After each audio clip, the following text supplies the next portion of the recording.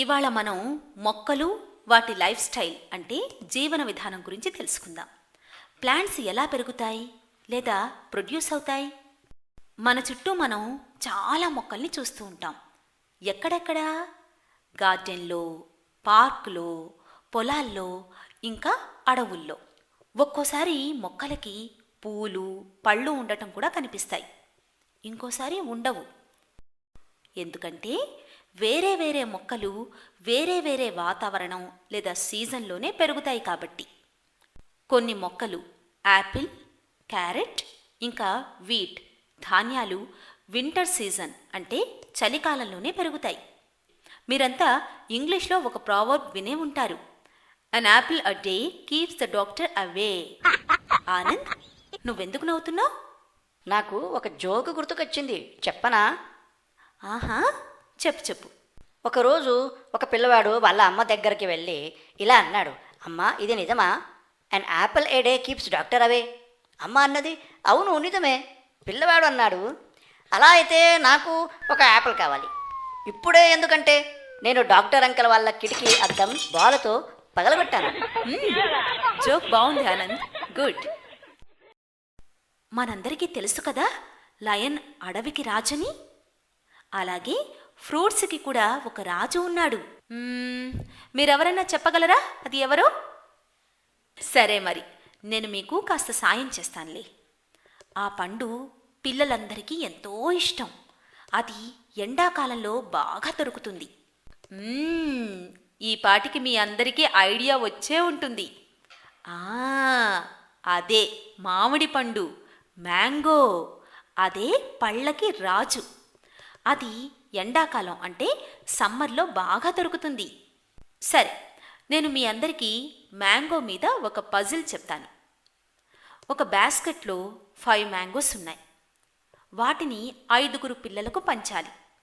ప్రతి ఒక్కరికి ఒక మ్యాంగో ఇస్తే బాస్కెట్లో ఇంకా ఒక మ్యాంగో మిగిలిపోయింది. మరి ఇది ఎలా జరిగింది? చెప్పండి చెప్పండి.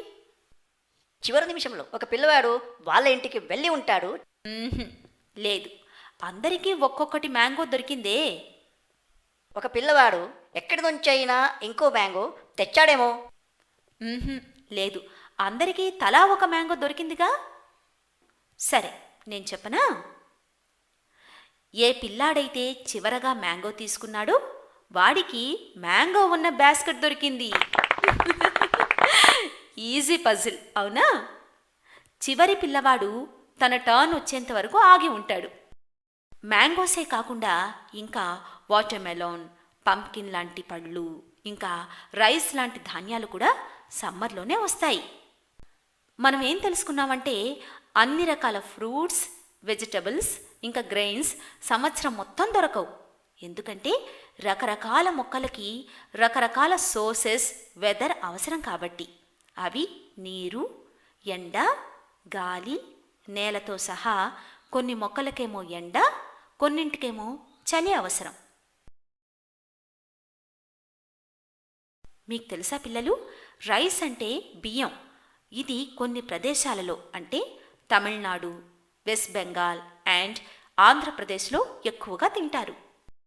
వీట్ అంటే గోధుమని పంజాబ్, హర్యానా, ఇంకా యూపీలో ఎందుకు ఎక్కువగా తింటారో తెలుసా? జావర్ చపాతీస్, జొన్న రొట్టెలు రాజస్థాన్లోనే ఎక్కువగా ఎందుకు తింటారో?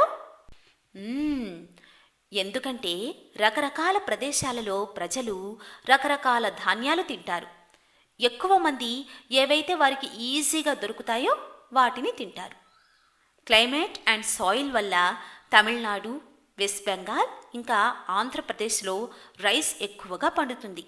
జవర్ రాజస్థాన్లో, వీట్ పంజాబ్, హర్యానాలోనూ, ఇంకా యూపీలో పండుతుంది. మొక్కలు పెరగడానికి ఇవే అసలైన కారణాలు. అర్థమైందా? పిల్లలు, మనం ఇప్పటి వరకు చాలా ప్లాంట్స్ని చూసుంటాం, అవునా? కానీ మీకు తెలుసా ఈ ప్లాంట్స్ ఎక్కడి నుంచి వచ్చాయో? అవును, సీడ్ అంటే విత్తనం నుంచి. పండు తిని పారేస్తారే, దాని నుంచి. తెలిసిందా? మీకు తెలుసా గ్రెయిన్స్ అంటే వీట్, రైస్, మైజ్ లాంటివి రోజు మనం తినే ఫుడ్.